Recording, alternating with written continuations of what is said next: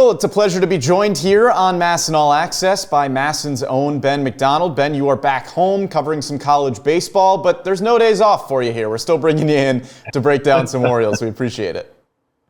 Yeah, my pleasure. Yeah, look, I'm always happy to talk Oriole baseball, especially after 3 wins in a row. So I think the boys are starting to turn it around a little bit, and it's been the starting pitching that's really been at the forefront of it. Yeah, absolutely. And we're going to talk some starting pitching here, specifically Trevor Rogers, because I think if you saw Rogers in an Orioles uniform last year, the start was a little bit surprising. So what did you see from him that was different than the Trevor Rogers that we saw a season ago?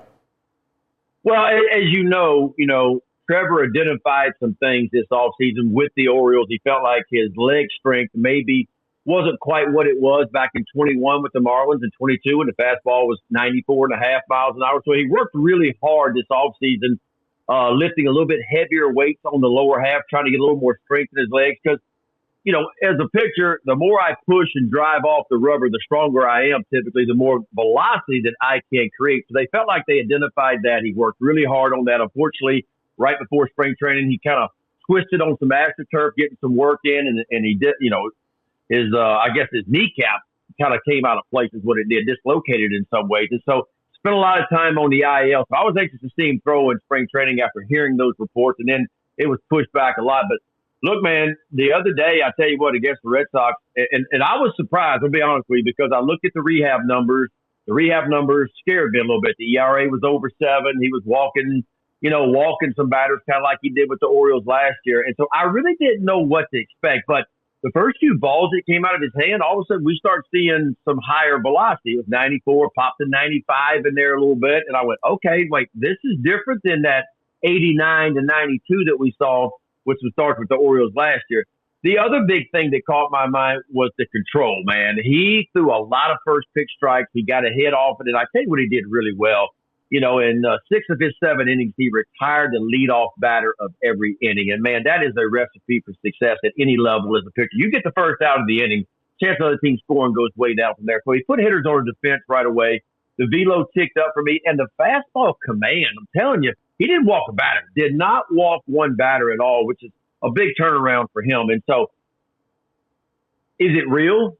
We don't know until he gets another shot at it, right? I mean, because going off the AAA numbers, I was a little bit concerned, but I'm happy for him. And look, a lot of baseball players, including myself, there's demons in there. And you could hear in his presser after the game, he was fighting some demons, over the last couple of years, wondering. I mean, he even went as far as to say, I thought about a different career path at one point, which tells me that he thought about walking away from the game of baseball. That's how bad it was. And it's frustrating when you're healthy and the results aren't there. I think Charlie Morton has attested to that big time, with his time in the Orioles. Great to see Charlie have a wonderful start last night, by the way. And he fought some demons, man, but he kept on working, and he believed in himself, and he got back out there, and he looked really, really good the other day. Yeah, Ben, you mentioned the big thing there being the fastball. The velocity was back and the command was there as well. And Rogers, at his best, threw about 55, 60% fastballs in his outings. I'm sure you've had some starts where in the first few innings you're going, man, I just don't have my secondary, right? Maybe it's an off-speed pitch or a breaking ball.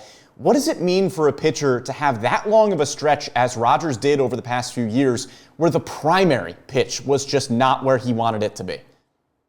Yeah, I mean, that's tough. And I think that's why he thought of a different career path at one point, right? He's like, hey, everything I ever did before when I was an all-star in 21 with the Marlins, even the next year I had a pretty good year, I can't do the things that I was once doing before. So you start to question yourself. It begins to snowball on you. You lose a little bit of velocity. Is that because his lower half got a little bit weaker? Is it because he wasn't as aggressive in the strike zone because he couldn't throw strikes like he wanted to? And I'll tell you this about fastball velocity. The better your command is, the more success that you are having, the fastball velocity begins to creep up a little bit because you are more confident in what you're trying to do.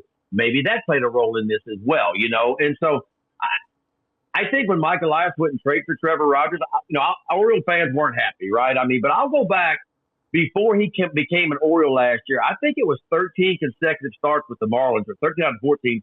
He'd given up 3 earned runs or less. He was actually pitching pretty good at the time. So at the time, we didn't know Kyle Stowers was going to do what he was going to do this year. Connor Norby, we knew they were, prospects and guys that could be pretty good big league players one day. We felt like we were getting a guy that was pretty hot at the time, It didn't work out like that. It backed up with the Orioles. That is not uncommon when you put a new uniform on, man. It's tough. You're trying to get adapted to new teammates. It's a new environment. You're going to the American League versus the National League. And so he struggled last year. That's why I was anxious for a healthy offseason for him to show up, be ready to go in camp. It didn't work out, but I'm hoping he gets some more opportunities, because his fastball, look, when you throw harder, we'd all know this. When you throw an 89 to 92 and you make a mistake, it gets turned around. When you're throwing 94 to 96, you can make a few more mistakes and it's less likely to get turned around, And so that's what velocity allows you to do, maybe get away with a few more mistakes than what you typically get away with. So that's going to be big for Trevor. But I tell you what, I was also impressed that the sweeper was good. The changeup was really good, too. So it wasn't just about the fastball. He actually pitched. He used all his pitches. He pitched the righties in with that four-seam fastball. He sped the bats up, got to his changeup. And so, to me, it was a complete effort for him. Look, when you go against the Red Sox, who we talked about a lot, one of the top 5 or 6 offenses in baseball, Devers the hottest hitter on the planet, and you only give up 2 hits in 6 1/3. You don't walk a batter, no runs. That's a really, really good outing and something for him to build on for sure.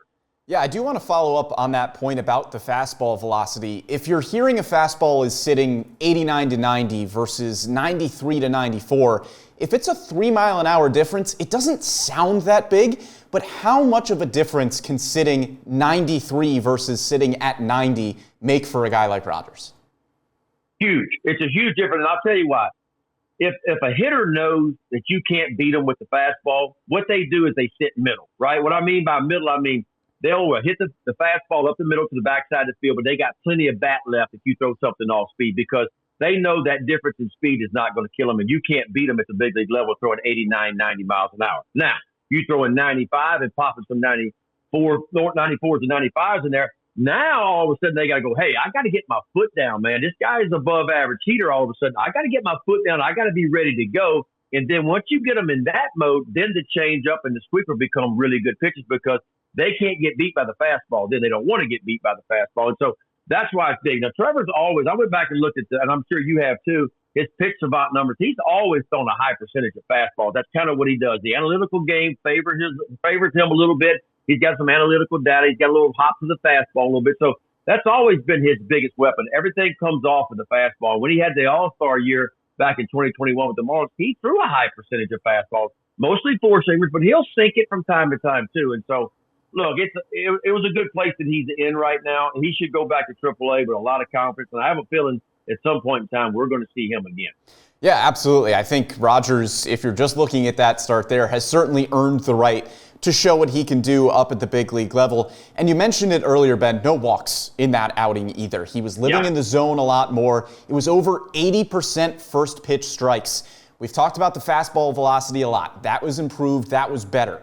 From what you saw, can Rogers' stuff live in the zone as frequently as it was? Is he the type of pitcher that can just beat guys with the stuff and maintain those solid walk numbers?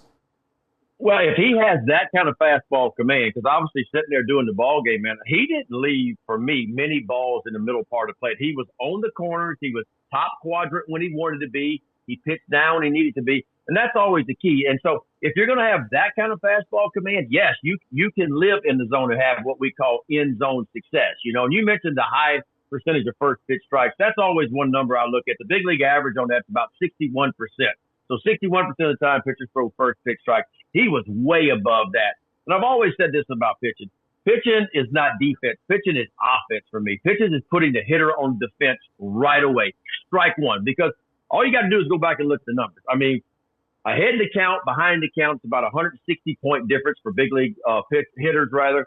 And look, big league hitters are hitting 169, Brendan. 169 when you get 2 strikes on them in any 2-strike count. So as a pitcher, I'm looking at those numbers. I'm going, man, it makes no sense not to throw strike one. It makes no sense not to get ahead and put hitters on defense right away because you can just look at the actual numbers that are out there. And Rogers was able to do that, man. Like I said, he collected pretty much every first pitch out of the inning except for that one inning. He gave up a single. But other than that, he was good. And so, yeah, he can live with that fastball of his because of the data. He's a little bit sneaky with it. But if he's going to command it like he did, yes, he can. Now, Ben, we've talked about a lot of good stuff here. So many positive signs for Rogers. You mentioned your mindset going into his start in Boston, saying, man, the minor league numbers, they're a little bit shaky, not sure what to expect here. Assuming Rogers makes another start in the big leagues at some point here soon, What is your expectation going to be going into that start? Is it drastically changed after this outing in Boston, or are the expectations a little bit higher, but you're still tempering them a little bit? No, my expectations are a little higher because of that start. Now, are we expecting him to go out every time and go 6 in the third, shut out, and give up 2 hits? Of course not. No, he's not going to do that. But listen, in today's world, man, where the average big league starter goes 5 in the third, that's the average right now. That's all they're giving you. And he goes out and gives you 6 in the third.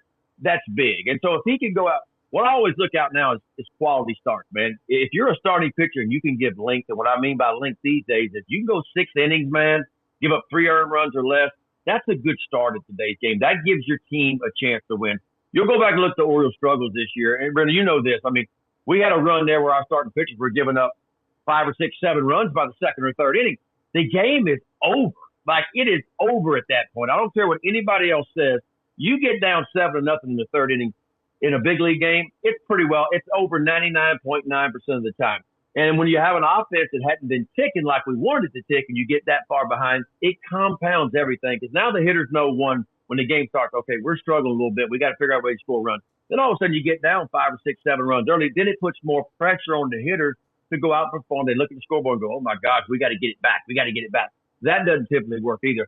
When you can have solid starting pitching and the guys go out there and they give you a chance to win, and I've always said this, pitching is the most important thing in this game. It's been that way since the existence of Major League Baseball or at any level.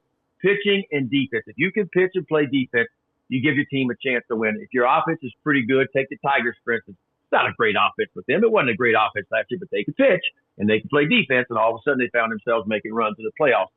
That's the key. And as you go back and look at these last 5 or 6 games for the Orioles, the starting pitching is starting to give this offense a chance to breathe a little bit. I think it's so important not to get down early with an offense that's struggling a little bit.